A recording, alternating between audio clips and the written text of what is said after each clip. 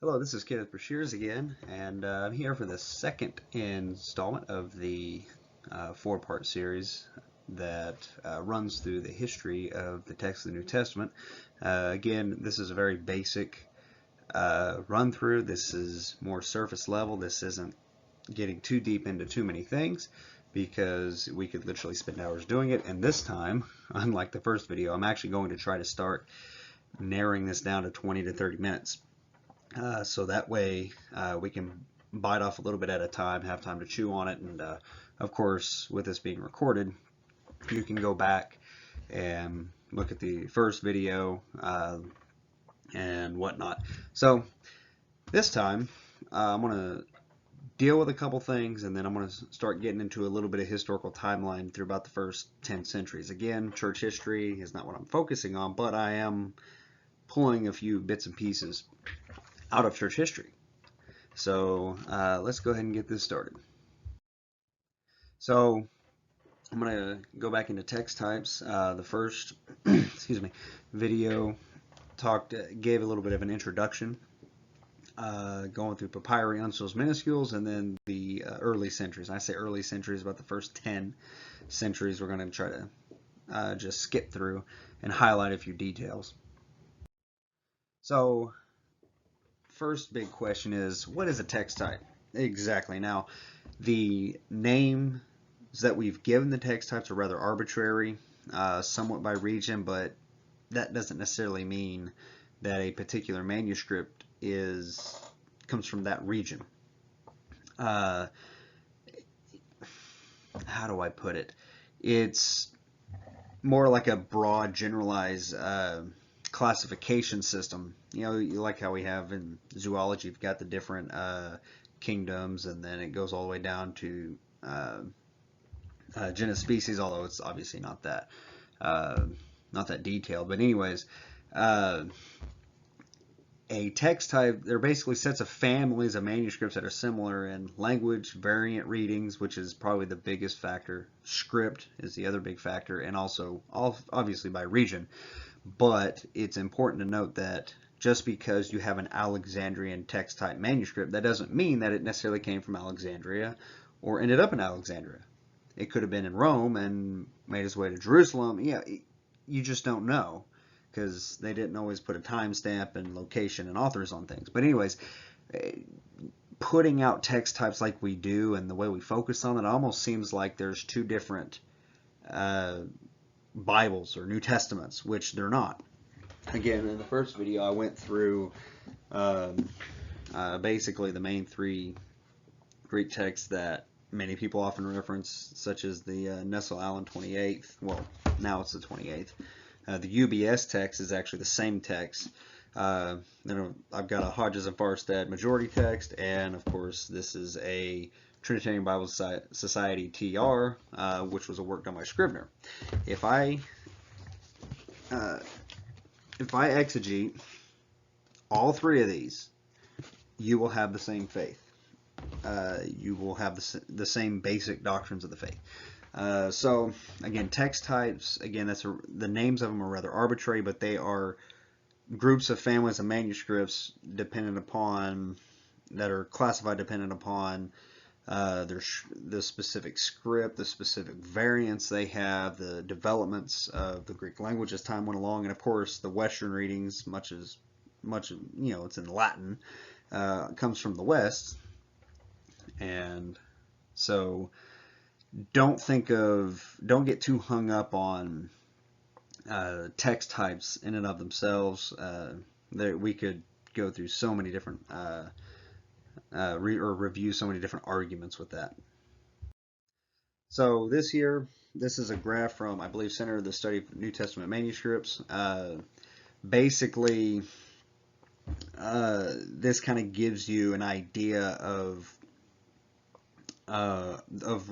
relative numbers compared between the text types. Now, Caesarean's not on here. There's a lot of debate and discussion about that. But anyways, the Alexandrian text was the majority up to the 10th century. A lot of church history does play a lot, and world history does play into that as well, with the West dropping Greek, going to Latin, Muslim expansion, and various other things. But anyways, the text type families over time, basically what was the majority changed. Excuse me, but again, I want to assert this strongly. If I took a 3rd century copy of the Book of John, and that was Alexandrian, and then I took a 9th century copy or a 10th century copy of the Book of John of the Byzantine, it's the same message. There's going to be some differences in probably spelling issues or word order issues, or there are some variants here and there, and there's even some expansions of the text that we've seen that you go throughout the centuries, but your message is not going to change. You know, whether the pericope adultery is going to be there, or John 5:4, for example,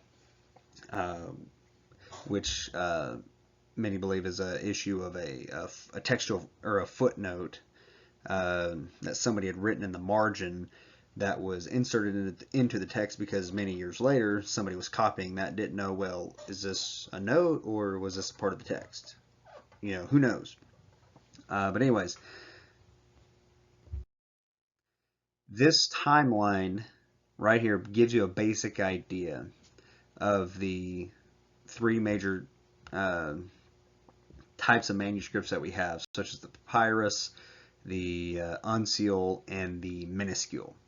So, well, according to this, I spelled minuscule wrong in the previous slide, but that's okay. I'm not perfect. So, in your first 300 or so years, you have the papyri manuscripts, which so far all the papyri that I believe we've discovered read Alexandrian in their form. But they are basically, it's the primitive text. It's the text closest to the Hellenistic Koine Greek of that day. We have to remember, Greek developed over time.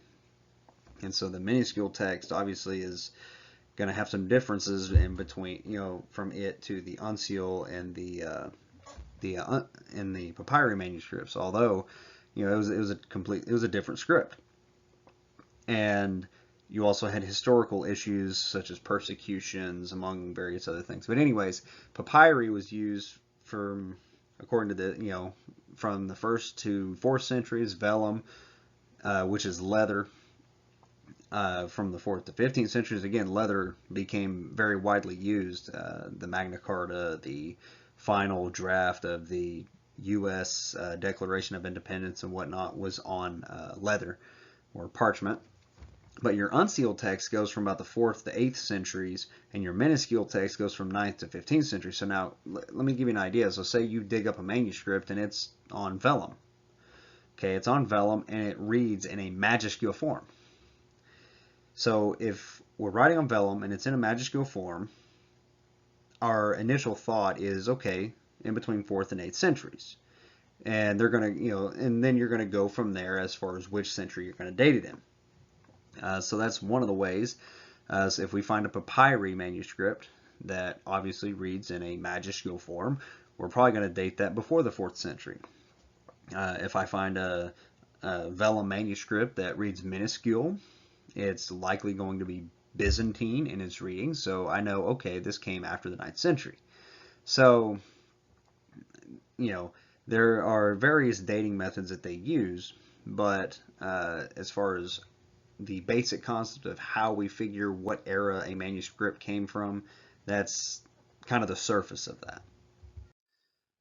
Okay, so this map here gives you a basic idea of the regions in which we find a lot of these manuscripts. Now again, this is,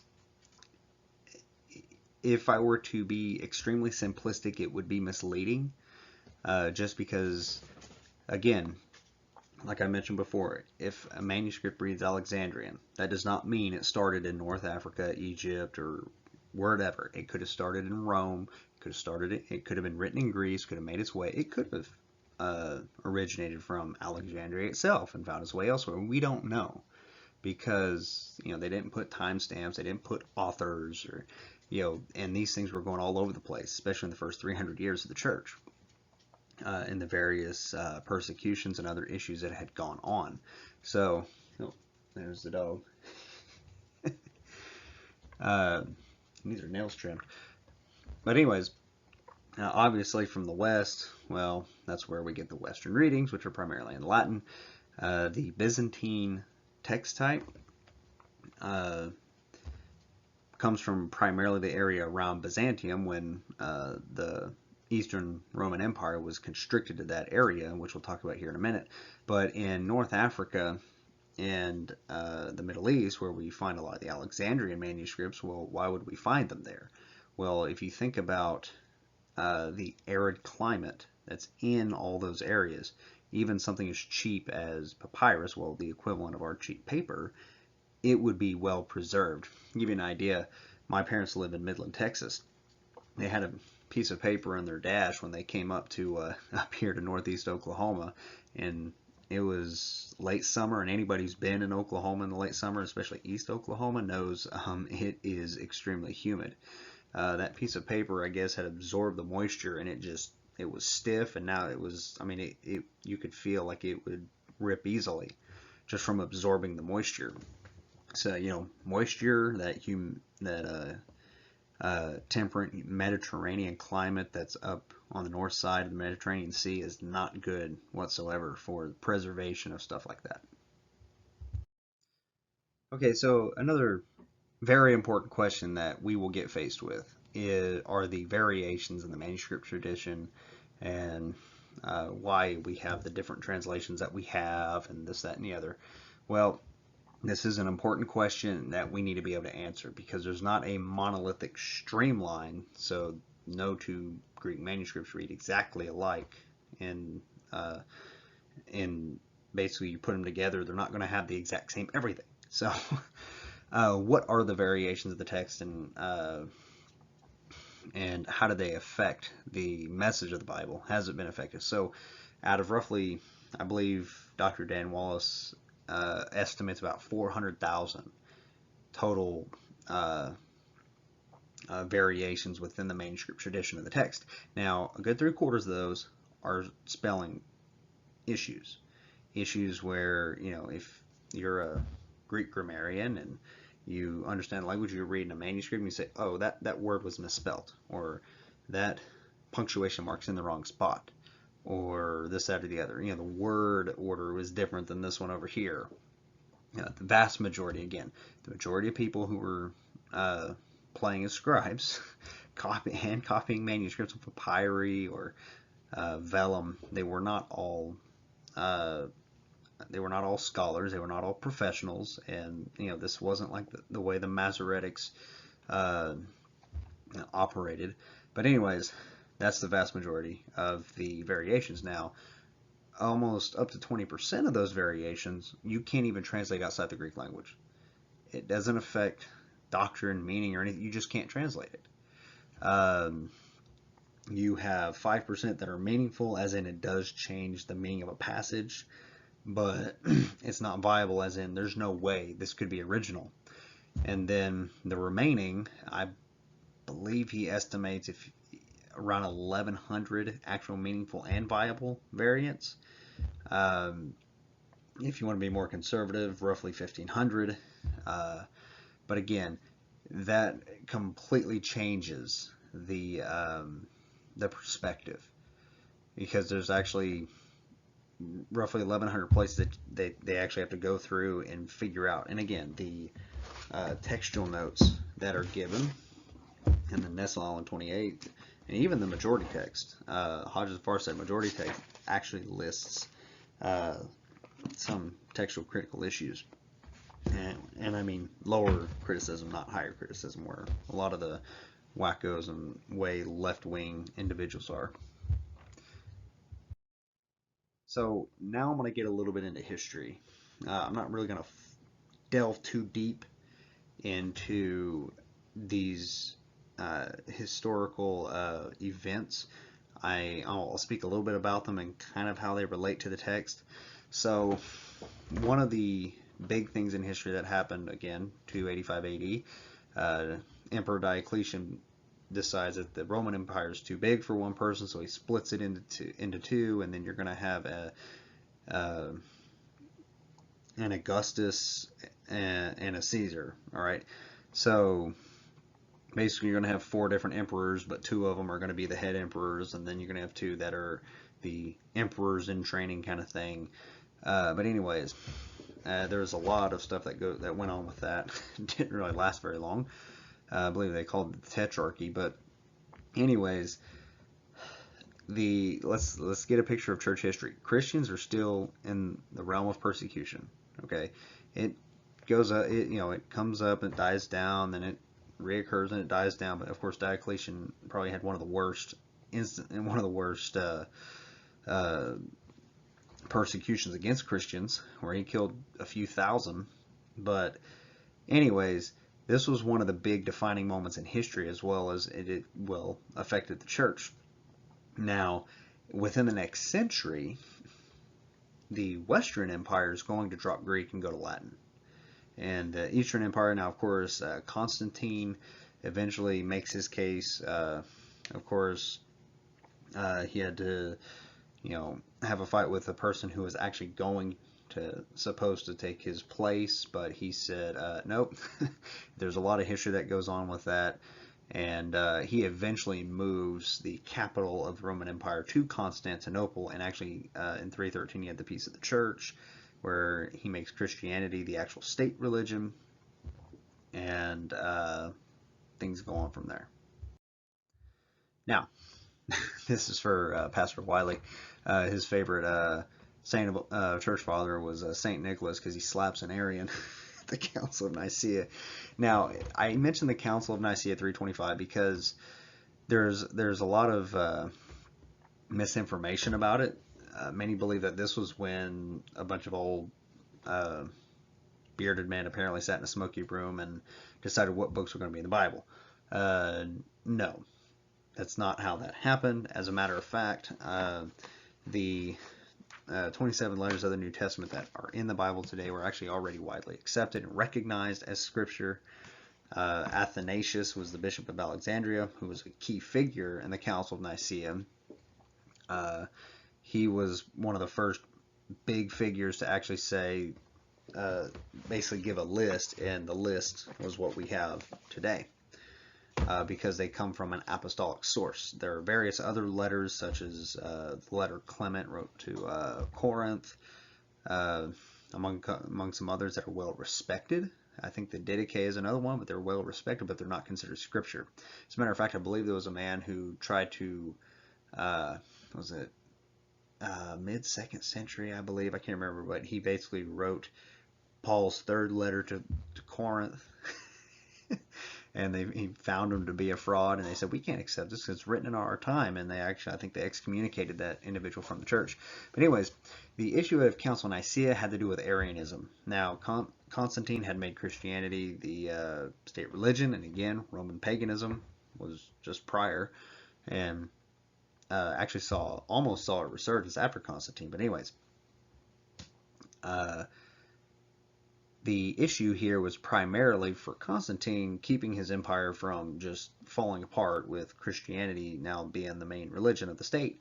And it had to do with Arius. Arius was a presbyter around the area of Alexandria who started teaching his version of the relationship between God, the Father, the Son, the Holy Spirit.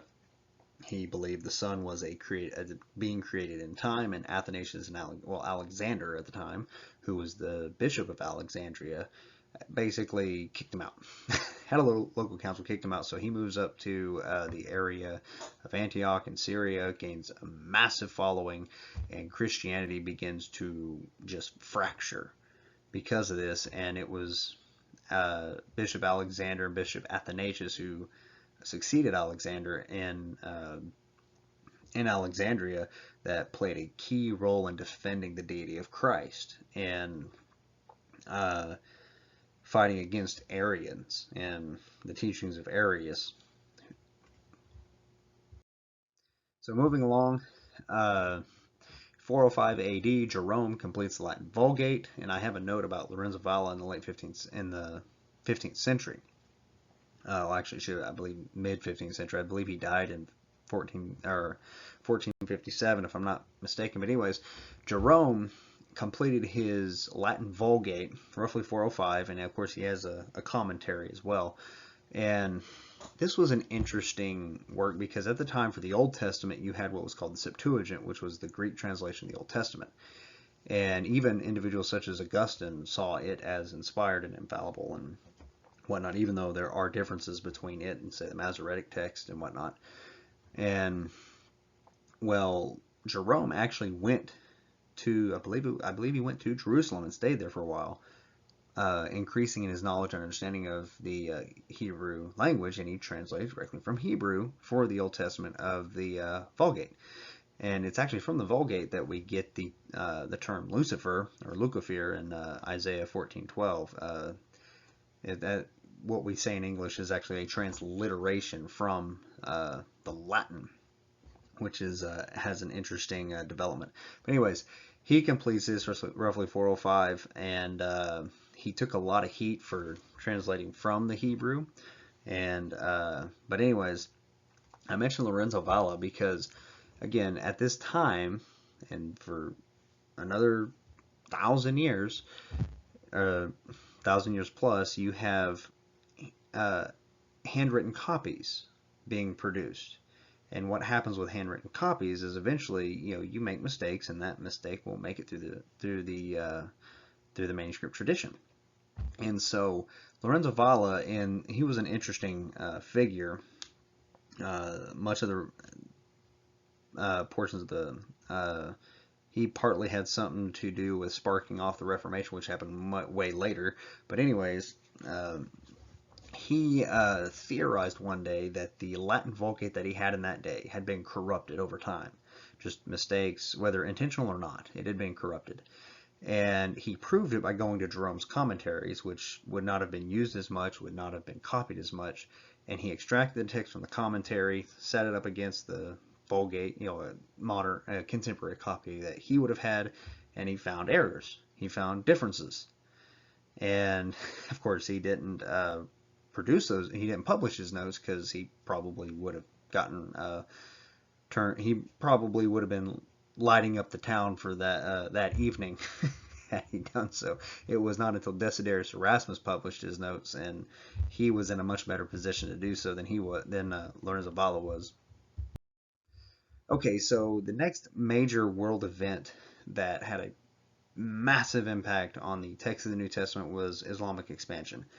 I'm not going to delve too much into it, but 632, Muhammad dies, and for the next 100 years, Islam just explodes all over the known world, taking basically the Middle East up to the gates of Constantinople, all of North Africa, and even up into Portugal and Spain until the Battle of Tours, where Charles Martel stops them.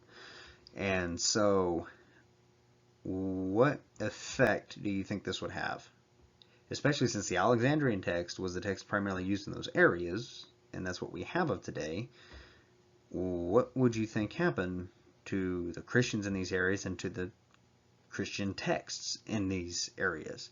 Well, if you didn't convert to Islam, you were killed, or you were treated as a second-rate citizen or a slave, and oftentimes your church was burnt down and they built a mosque on it. So at this point in time, the only areas that speaking Greek after 732, speaking Greek and producing Greek manuscripts of the New Testament, is the area of Byzantium, which is Constantinople and that which is west of it, until you get into the west where Latin is being spoken. So from this time on, for the most part, the vast majority of manuscripts being produced come from the area of Byzantium, which is why we call it the Byzantine text type. So even though it's an arbitrary name, it's named that for a good reason. But anyways, so the manuscripts that read Alexander, that's why they fall out of the majority. So now the last actual event I'll go over in this session has to do with the Great Schism of 1054. You can go in and read more about it. Eastern Empire, they're deemed, you had the eventually the developments of different Eastern Orthodoxy, Russian Orthodoxy, all these different things. There's so much in history that we could go into that I'm not really going to deal with. But anyways, the reason why I wanted to point this out was because this highlights why ignorance of Greek in the West was was exacerbated. Over time, especially when the Vatican and the papacy really pushed their influence and came to power and really asserted a lot of that power by killing people. You had the Vulgate. Why do you need anything else? Why do we need Greek? We don't need Greek. They're heretics. We have the Vulgate, and they saw the Vulgate as the text handed down by tradition that God had blessed, and so eventually the general knowledge of Greek in the West just wanes. I mean, they've already been speaking Latin for centuries now, but anyways, this is going to kind of give you an idea of, well, why did the King James and the translators, the Geneva Bible translated, why, how come Wycliffe's Bible, why does it read very similar to Latin? Well, why was Latin a big deal in those days? So, and why did they not have the understanding of Greek that we have today? And so, again, I'm not saying you're getting a completely different Bible. You're not getting a completely different message from those translations of the 16th and 17th centuries. But they did come from the Byzantine primarily. But anyways, that's why Latin was so relied upon in the West, was because eventually the knowledge of Greek, even though there were people who spoke Greek, I'm not saying Greek was non-existent, but Greek and Latin have various differences that you have to take into account, such as when I mentioned the Granville-Sharp rule, where you don't have the word the, and there's a Greek rule that relies upon the article. So anyways, this is the second